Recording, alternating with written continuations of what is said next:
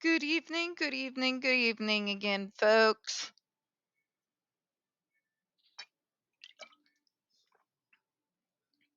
Welcome to another episode of Spilling Tea. I'm your host, Tiffany Daniels.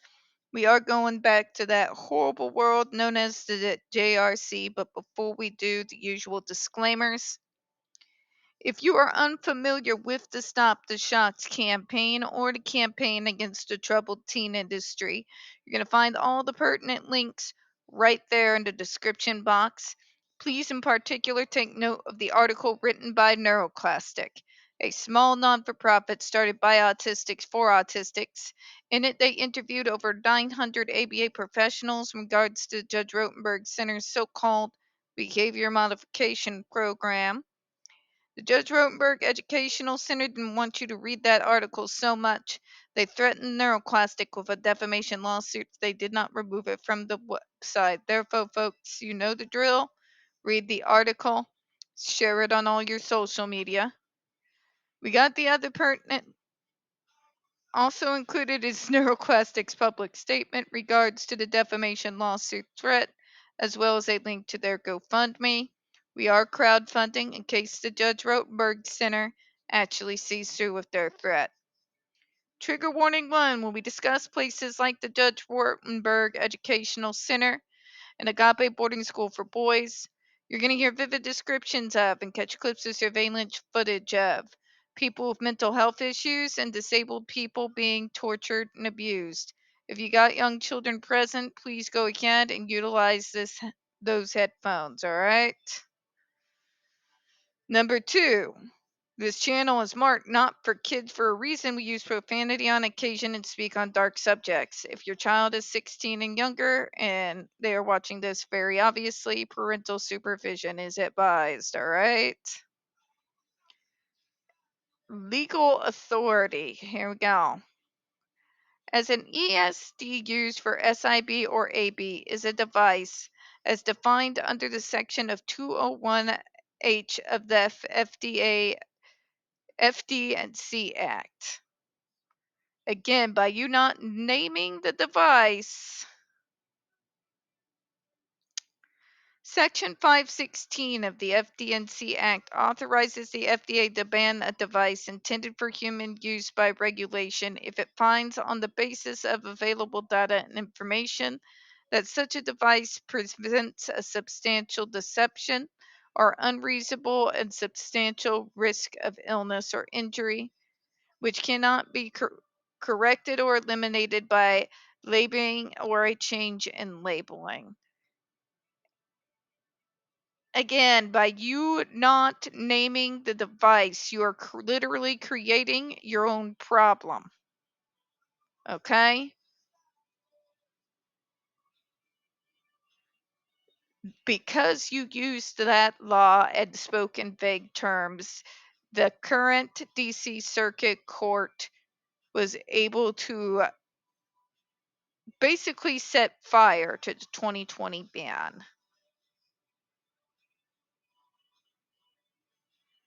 Because the fact of the matter is, during those hearings, the device in question that was being discussed was the GED. There was no one coming in there in regards to the ban talking about the dangers of the SIBIS device in order to stop smoking. Okay? None of the other devices were the ones that were being spoken of at those hearings. It was one device. And the device that they found is unreasonable, creates a substantial risk of illness or injury. That's why you messed up. You really fucked things up by refusing to name the device. I hope you understand this.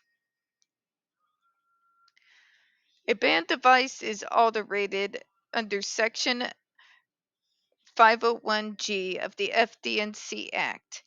except to the extent it is being studied pursuant to the investigational device exemption under Section 520 of the FD&C Act. This is never going to happen, folks. There is never going to be a study that is done by a private research group that is going to do that study. Would you like to know why? Because they have been previously approached in regards to it, and they said that doing such a test violated their Hippocratic oaths. Okay? They call it unethical. All right? So the whole idea of through investigation of device ever being done is a sad joke. Because those who practice medicine and work with us daily right now that are outside of Massachusetts have already deemed it unethical. Yes, doctors who actually treat those as severe as those at the Judge Rotenberg Center. This rule is also issued under Section 701 of the FD&C Act, which provides authority to issue regulations for the efficient enforcement of the FD&C Act if you will name the device. That's what I want to leave you with. All of this could have been easily avoided had they actually named the device in question. When they issued that ban, they were also you were pulling in devices that had nothing to do with it. Nobody testified for years on end for a device that was never used on them. You know what I'm saying, right? None of those who willfully made the decision to use an SIBIS in order to stop smoking is going to come up to an FDA hearing like this, okay? It's never going to happen. If we're not talking with uncertain terms in regards to the device in question, particularly when we all know how corrupt the DC Circuit Court is, among others. Name the device.